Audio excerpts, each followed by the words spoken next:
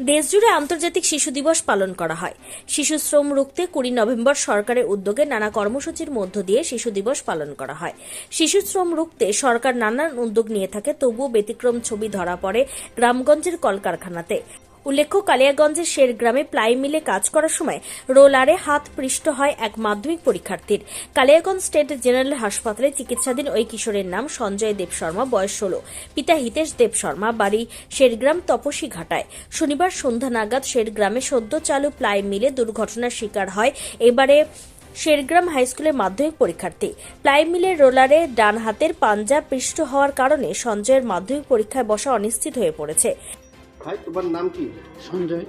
হ্যাঁ, জোরে বলো। সঞ্জয় সঞ্জয় কি? দেব শর্মা। কোথায় বাড়ি? শিরগ্রাম। কি হয়েছিল আজকে?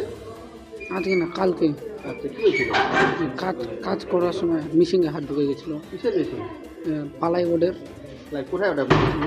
ওটা শিরগ্রামে। সেগ্রামে মিল? তোমার বাড়ির ওখানে নাকি? হ্যাঁ, কতদিন ধরে কাজ করো? অনেক দিন ধরে কি করে হলো? কাজ করতে করতেই কাজ করতে করতে? কি কাজ করছিল ওখানে তুমি? গলা লাগাচ্ছিলাম। আচ্ছা, কয়টা আঙ্গুল কাটা গেছে? 3টে আঙুল গেছে আর হাতের তালু কাটা গেছে। এখন অবস্থা কেমন আছে তোমার? এখন তো একটু ভালো লাগতেছে, তাও আঙুলগুলো ব্যথা করতেছে। আপনার নাম দাদা? আমার নাম হিতেশ দেব শর্মা। কি হয়েছে হাসপাতালে? কেন? হাসপাতালে আমার ওখানে পাশেই আমাদের পাগ্রামেই একটা পাত্তি মিল আছে।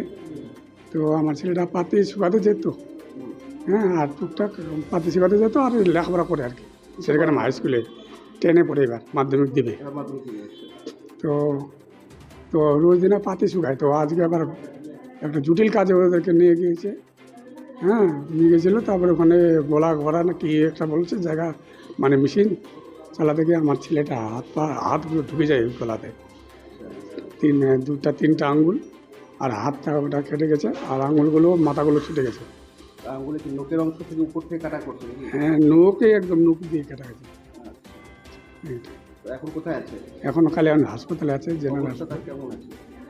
অবস্থা খুব খারাপ হয়েছে।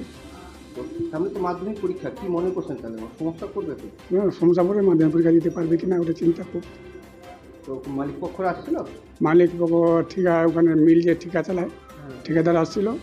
তো আজকে নিতে অবশ্য ফোন করার পর মালিক পক্ষ একজনকে পাঠিয়েছিল, এসে ইসিজিটা করে দিল।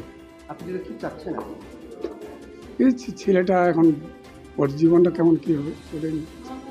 আঙুলগুলোর অবস্থা এখন কি অবস্থায় রয়েছে তার? আর আঙুলগুলোর অবস্থা খুব খারাপ আছে, ডাক্তার বলে দিল। তো আঙুলগুলো কি একদমই কাটা পড়ে গেছে? হ্যাঁ, একদম কাটা পড়ে গেছে। কি করে ঢুকলো মিলের মধ্যে? ওই তো কি একটা মেশিন আছে, গলা ঘরা কাঠ চিড়াই হয় ওখানে। হ্যাঁ ওখানে ছেলেটা গেছিলো, একজন চালাচ্ছিল, একজন চেপে দিয়েছিল, হ্যাঁ। এভাবেই ঢুকে গেছে ওখানে। দুর্ঘটনার খবর পেয়ে রবিবার সকালে হাসপাতালে হাজির হয়ে চিকিৎসাধীন সঞ্জয়ের শারীরিক অবস্থার খোঁজ খবর এবং তার বাবার সঙ্গে কথা বলেন কালিয়াগঞ্জ ব্লক তৃণমূল সভাপতি নিতাই বৈশ্য। নিজস্ব সংবাদদাতা, খবর কালিয়াগঞ্জ।